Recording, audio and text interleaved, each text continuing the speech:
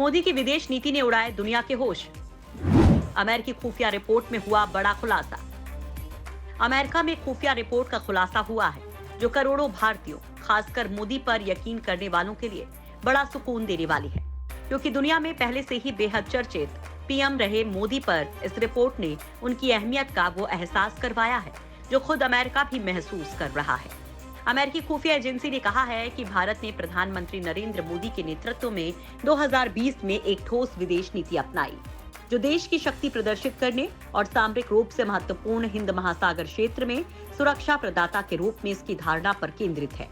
Defence intelligence agency ने अमेरिकी सांसदों को यह भी बताया कि पीएम मोदी ने दादागिरी पर उतरे चीन के खिलाफ भी अपने रुख को कठोर कर लिया।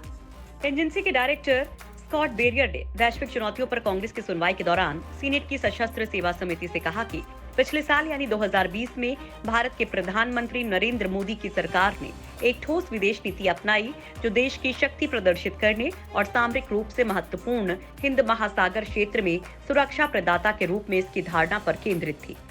कोरोना काल के शुरुआती महीनों में भारत ने समूचे दक्षिण एशिया, अफ्रीका और पश्चिम एशिया के देशों को चिकित्सा उपकरण उपलब्ध कराने और वायरस के प्रसार की चपेट में आए क्षेत्रों से भारतीयों और दूसरे दक्षिण एशियाई लोगों को निकालने में महत्वपूर्ण भूमिका निभाई।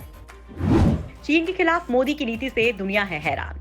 2020 की गर्मियों में जब चीन ने विवादित वास्तविक नियंत्रण रेखा पर भारत के दावे वाले क्षेत्र पर अतिक्रमण के प्रयास किए, तो द्विपक्षीय संबंधों में आए तनाव के बाद नई दिल्ली ने बीजिंग के खिलाफ अपने रुख को कठोर कर लिया।